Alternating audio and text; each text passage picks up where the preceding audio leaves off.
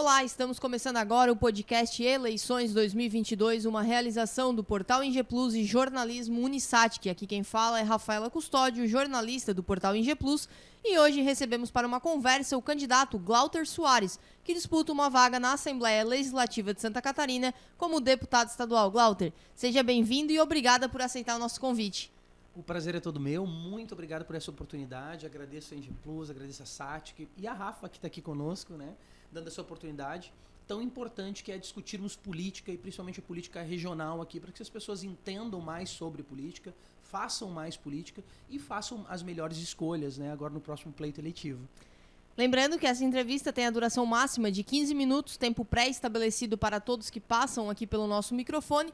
Estou ligando o nosso cronômetro a partir de agora e já faço a primeira pergunta ao candidato. Candidato, por que disputar uma eleição para deputado estadual? Eu acho muito importante fazer essa primeira pergunta, porque as pessoas precisam saber qual é o intento do candidato e das pessoas que estão dispostas a fazer política. Nós vivemos num país hoje, numa atual situação muito complicada para vários segmentos da sociedade.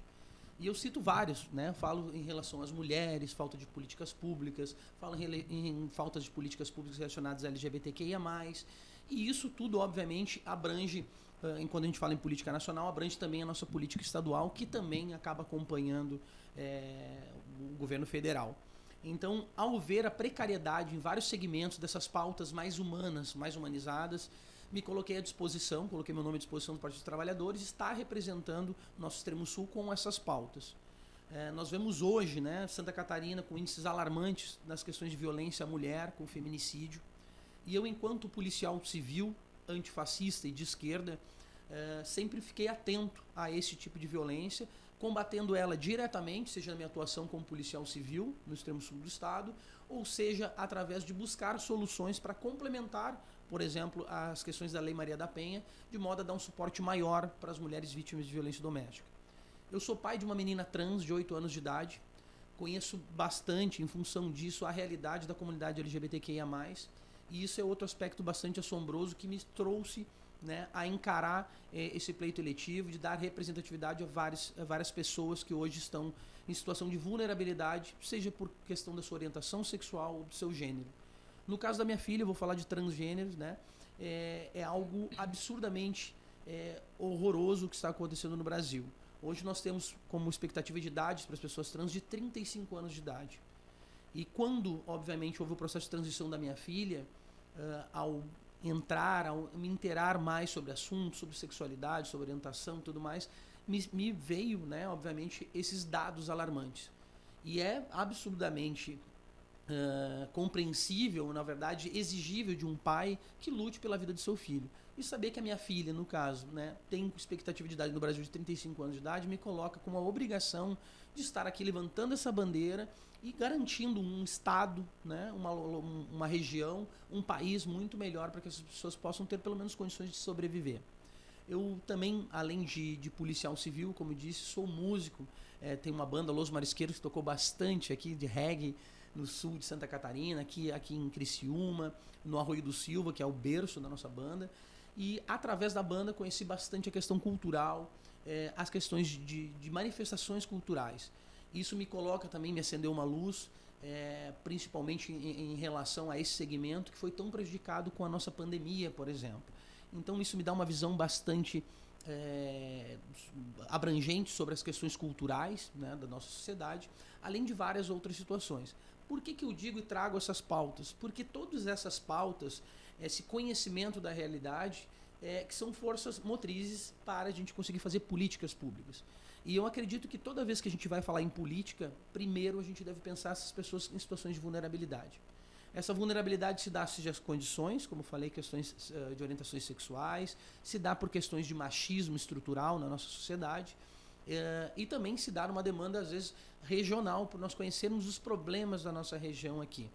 Eu fui, por muito tempo, policial penal, trabalhei no presídio de Santo Augusto, aqui em Criciúma, que também me trouxe uma visão completamente diferente da criminalidade, das causas da criminalidade, ficando evidente para mim que vai muito além as questões de segurança pública, vão muito além da segurança pública da polícia.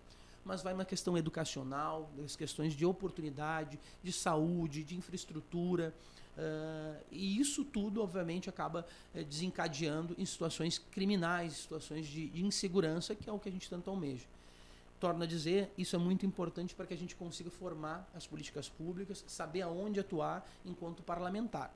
Com essas evidências, com essas necessidades, que eu consegui entender qual o meu local hoje dentro da sociedade, que é sim estar representando essas pessoas e colocar meu nome à disposição para conseguir formar essas políticas públicas e atender toda a nossa comunidade catarinense.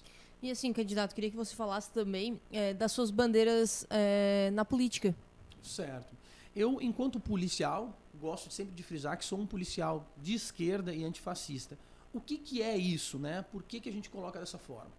Porque muito se vê hoje um processo sim de construção para o fascismo, quando a gente segrega grupos, quando a gente cala, torna adversários políticos como inimigos, quando a gente entra dentro de uma festa de aniversário e executa um aniversariante por questões políticas, isso para nós explicita muito essa necessidade de nós lutarmos contra o fascismo.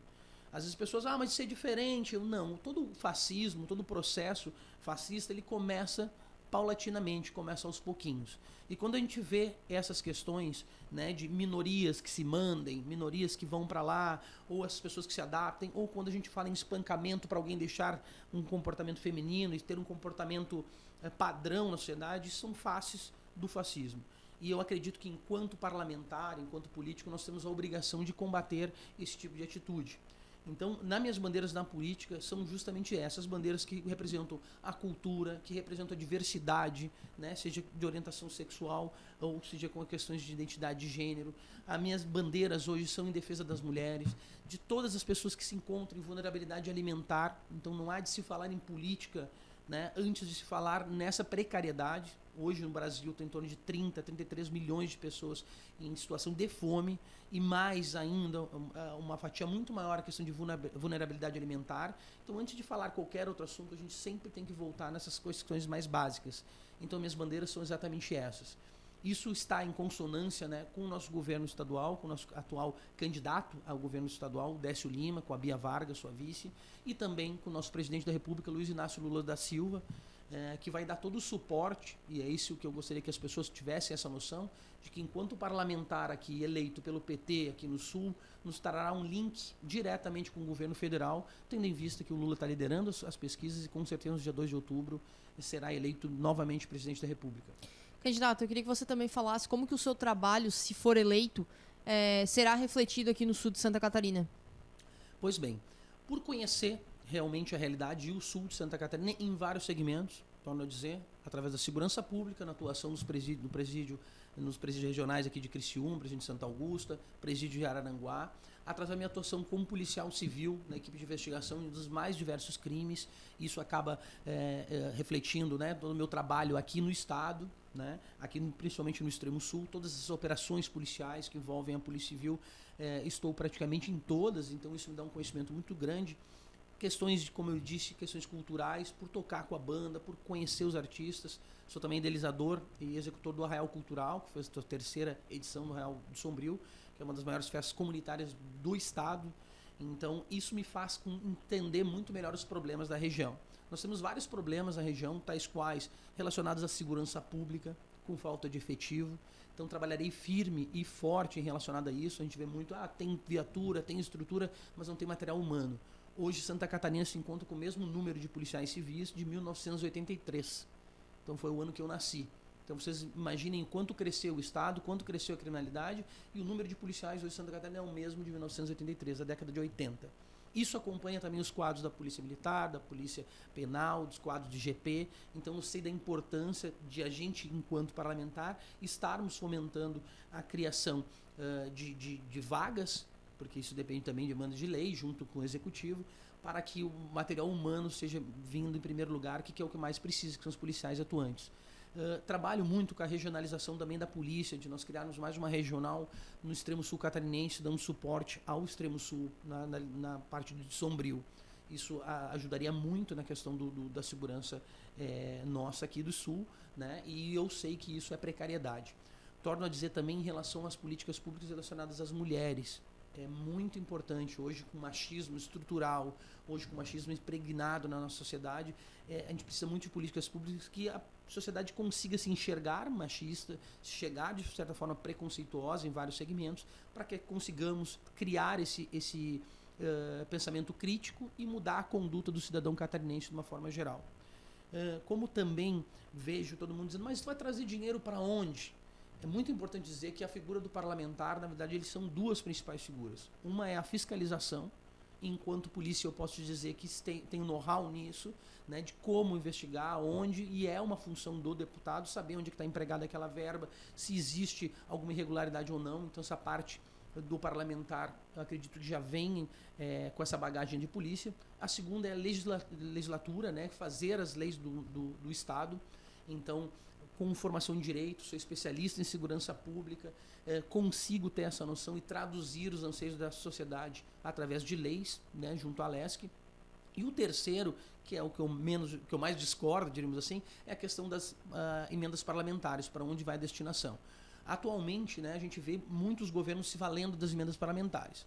Para mim, as emendas parlamentares, na verdade, é uma ausência de governo, uma ausência de plano de governo do Executivo. Cabe ao Executivo reger o orçamento, empregar, se ele vai para o hospital, se ele vai para a escola, para onde vai. E a falta de políticas públicas, né, relacionadas ao emprego dessa verba, muitas vezes faz com que essa pessoa, né, com que o governador ou o chefe do Executivo coloque as emendas parlamentares para que os parlamentares façam a dotação desse dinheiro e a implementação.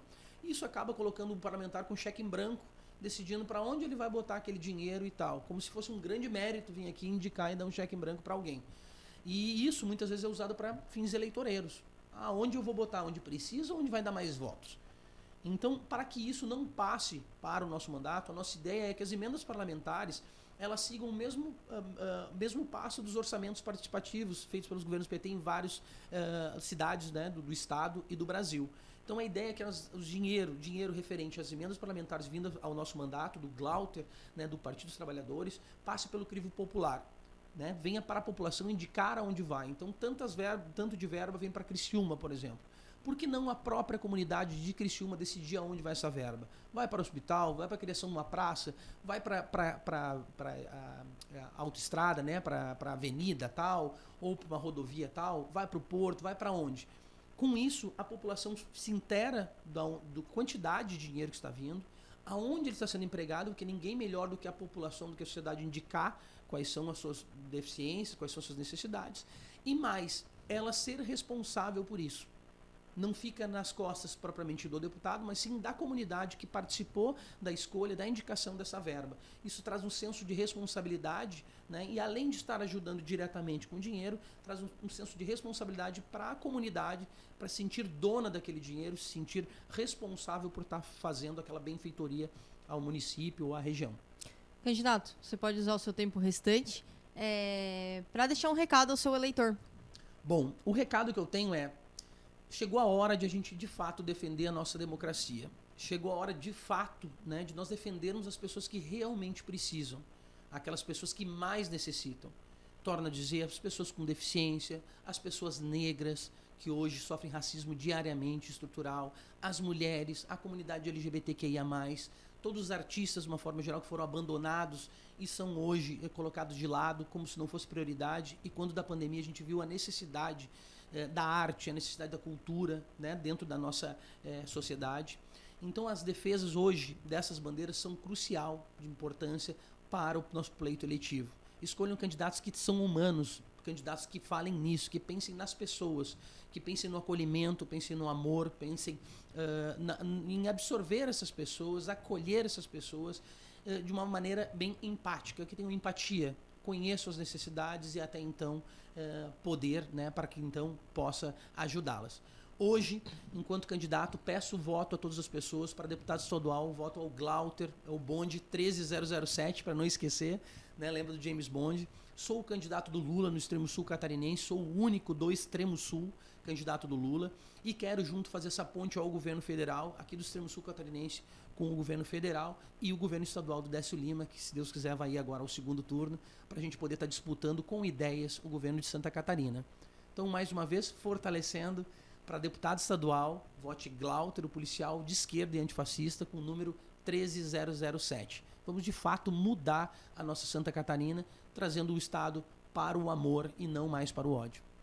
Candidato, agradecemos mais uma vez a sua presença no podcast Eleições 2022, produzido em uma parceria entre o Portal ING Plus e o jornalismo Unisatic, que tem a supervisão da coordenadora de jornalismo do Portal ING Plus, Amanda Garcia Ludwig, e da coordenadora do curso de jornalismo Unisatic, Karina Farias. Aos nossos ouvintes, obrigada por nos acompanhar até aqui e até a próxima.